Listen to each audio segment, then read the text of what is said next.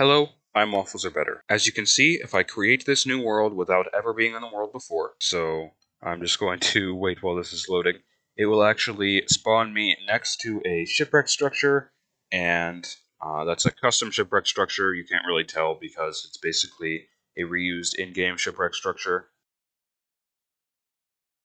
Yes, but as you can see, I spawned right next to this shipwreck on this deserted island, as I predicted. And you can see the chunks are all loading in for the first time, so I didn't do any weird stuff. In this video, I will be showing you how to force structures to generate in specific locations in your world using structure blocks in 1.17 Java Edition Minecraft. For example, you could use this to do what I've done, where you can create a custom spawn in your world like this, or you could do something completely different by, for example, having a castle always generate in the same location in your custom dimension, or you could basically do anything similar to that. A lot of people have asked me how to do something like this. I have used this method myself for my 10-dimensional chess data pack that I'm working on to generate all these chessboards in at 0, 0, and so you might want to use this too. So this is just a little example I've built. I found this nice seed that has a coral reef here, and some ocean ruins over there, and some islands over here. So this shipwreck is something that I have added. So for example, if you wanted your data pack to make it so people spawn in this shipwreck or around this shipwreck on this deserted island. So for example, if I do /kill, you'll see that I do end up spawning on this island. But the problem is, how do you get this shipwreck to show up? Because you couldn't just have it generate random structures, because that wouldn't necessarily generate it right in this exact position. So to do that, you're going to need to actually generate this structure manually. So the way that you are going to do that is with structure blocks. So I'm going to /give myself a structure block, and what you're going to do is not to put this outside of your structure, as you would usually do, and make it a corner. You're going to want to put the structure block inside of the structure like this. So once you have your structure block placed, what you're going to want to do is to go to save mode, and then make your structure the size that it's going to need to be. So I'm just going to mess around with that a little bit until I find the right size. So as you can see, I have found the correct structure size, and I have a box around my structure. And so if I go back to the structure block, you can see that my structure size is 30 by 30 by 30, and then to make sure that the structure block is in the exact center, you want to make your relative position the negative half of your structure size. So minus 30, so the relative position is negative 15. And so if it was 20, relative position could be negative 10. If it was 48, the relative position could be negative 24. So then you're just going to name the structure whatever you want to name it. So I'm just going to do spawn, I guess just shipwreck. So that's going to save the structure like that. Leave this structure block here. Then you're going to want to pillar up to the top of your structure. Should be about like that. And then you're going to want to change the relative position to same exact thing except negative 30. So that should put the structure block in the exact same place. Yeah, I just remembered that you're going to want to make sure that your structure block is not actually inside of the structure. So I think I'm going to leave that there for now, and we will remove that later. So what I'm going to do is I'm going to save this structure, so it saves this whole thing as shipwreck.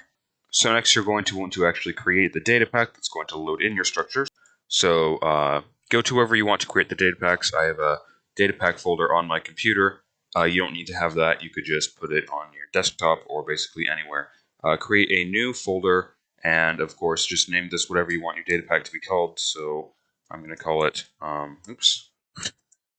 shipwreck spawn. Then of course you're going to want to create a new text document and call this pack.mcmeta. I'm now going to switch over to Visual Studio Code. I don't want this data pack open.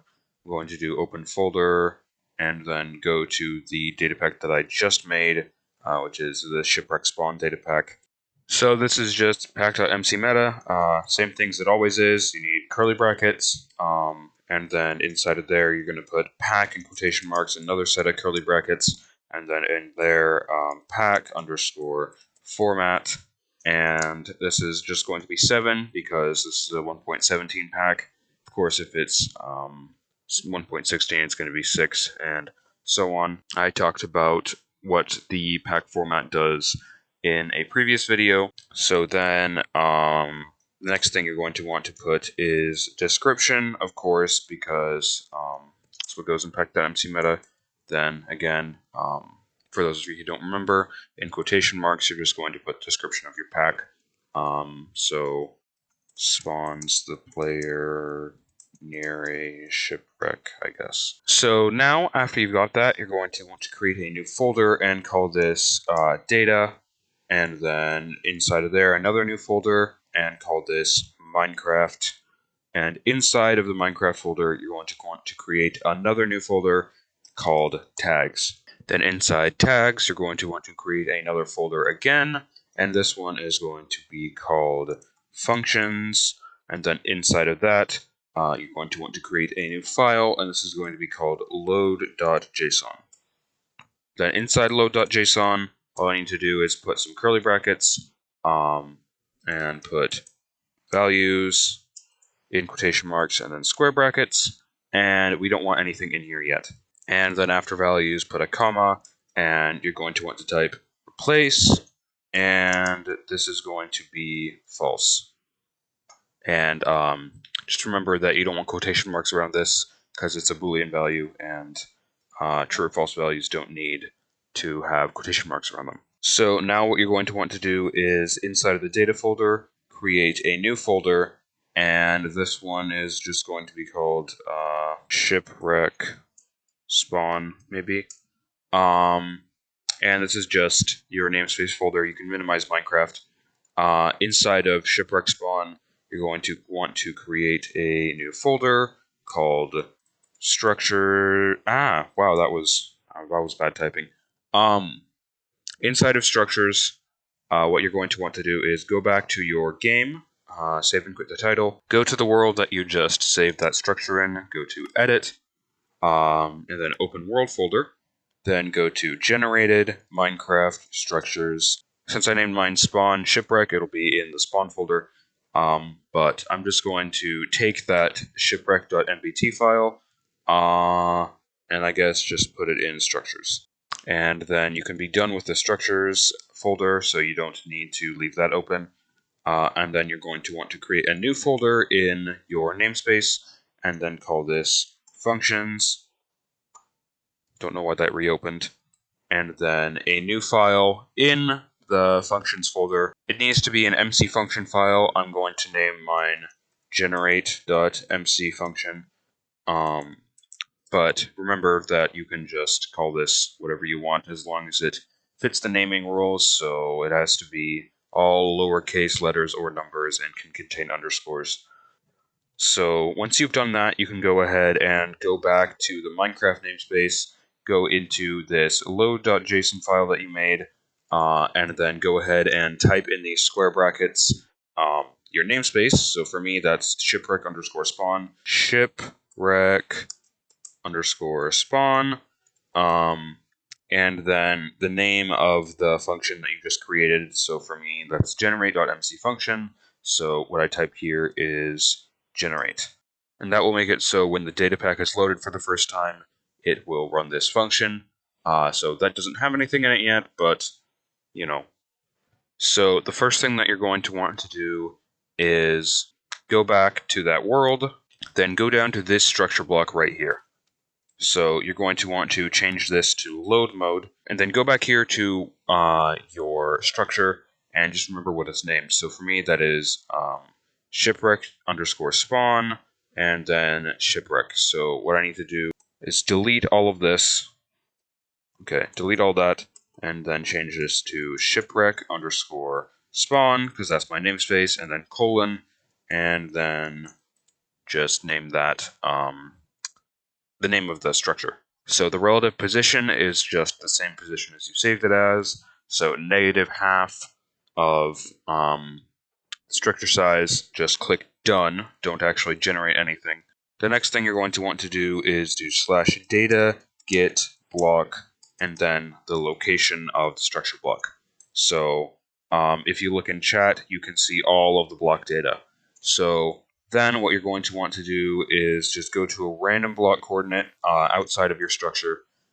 Let's just say here. And then do /setblock and then those coordinates, structure block, and then curly brackets. So what you're going to type is what it says in here, but I'm going to reorder it just to make it a little bit easier. So you're going to want to put pause x, and if you look in the data, you can see pause x is right here, and it's -15. And then you're going to want to put pause y as well, and let's see, where is that? Pause y is right here. That's also going to be -15. And then you're going to want to put pause z, and pause z is also -15. And then you need to put mode load, as you can see right here. And then lastly, the most important part, you're going to need to put name, and that's right here, and that's just the name of your structure that's going to generate. So for me, that is shipwreck underscore spawn, and then colon shipwreck. And so if I do that, it should set a block right here. This relative position is -5, but if you go back over here, you can see that it should be -15. So make sure that, let me delete the block. Make sure that, yeah, my pause x, I accidentally put -5 instead of -15. So if I place that back, you can see that relative position is -15, -15, -15, and then it's shipwreck underscore spawn, shipwreck, structure integrity and seed is 1.0 and 0. So as long as that exactly matches this block, which it did, they're then going to want to do the command again, except instead of those coordinates that you just used, you're going to want to use these block coordinates. And that is very important that you have these coordinates. You're then going to want to copy this command, and then you can delete this structure block. So then go back to your, just paste in this command, go back to the beginning and delete the slash, and this is your setblock command that will set this structure that we saved in a structure block to that exact position. And that's not done. You're also going to want to type setblock and then 138 and then the block above it. So wait 1 second. Yeah, 138, 67, and then -260. And you're going to need to make sure it is just one block off from these exact coordinates, and then redstone underscore block. And so what this will do, it will set a structure block at that exact position that it was saved at, and then it will set a redstone block on top of it. And make sure you save the function. And then one last thing, I'm going to save the structure again. So exactly as it was before, except without this structure block. Make sure that you delete the structure block. So then save and quit the title, go into single player, edit the world again, open the world folder again, go back to generated, Minecraft structures, and then whatever you saved it as. Then bring this back, make sure that you drag it to the correct folder, and then make it override that. And that should be done for now. This next part is also very important. You're going to want to go to data and then Minecraft and create a new folder called dimension. And then you're going to need to download slicedlime's vanilla worldgen data pack. It's in my video description, or you can find it on his Twitter or in some of his video descriptions. And I also have it linked in my Discord server. It's very, very helpful. So go to vanilla worldgen and then dimension, and then bring the overworld over to this folder you just created and paste it in here. So this will override the vanilla overworld. You're then going to want to go into this world, So keep in mind that this does not only work with the overworld. This could also be with any custom dimension or the nether or the end or anything like that. You're just going to need to do /seed and then copy this seed, and then you can paste it into here and also into here, and this will make it so the overworld seed is not random and it will always generate using that seed, using this seed actually, and it won't generate with the seed that you put into the world. So that should be done actually. And one thing that I did forget to mention that is really important for if your structure is not in the spawn chunks, it's not important for me because this is right by spawn, but if you want to generate something like super far out, like 1,000 blocks away, you are going to need to force load the location for the structure to actually spawn. So just go to one corner of the structure, do /forceload, add, and then autocomplete the coordinates, copy this, and then go to the second corner of the structure and do the same command. So just paste what you just copied and then copy the second auto-completed coordinates. So just copy all of that, go to your generate.mc function file, and then paste that command in right here, and then that will just force load the chunks for your structure to generate. And if you want, you can then do /forceload remove after this, but I'm not exactly sure that one tick gives the structure enough time to generate, so you might not want to add that. But you're definitely going to want to remove the force load eventually if it is a somewhat big structure. So like if you're using multiple structure blocks for this. And yes, of course, I should mention that if it is a bigger structure and it doesn't fit into one structure block, obviously all you need to do is just copy this command again and this command again, but with different parameters and different coordinates here. So that should be everything. Make sure all your files are saved, and then you can just upload it into a world. So let me do that. So what I'm going to do is just create a new world. I guess I'll call it shipwreck test. Make it creative, of course, and then go to data packs, open data pack folder, and paste in the data pack. So notice that I am not changing the seed for the world generator, but the seed will be changed by the data pack. So you'll notice as I spawn in, I am on that same island, or actually it appears that I'm not on exactly the same island. So you might want to keep that in mind, that you are going to need to set the world spawn, probably. So let me just go into here and then teleport to these coordinates. And as you can see, the shipwreck generated on this island. The land around it did generate. So I'm going to try to fix that error with the spawning stuff. I guess if I just do /set world spawn to this position.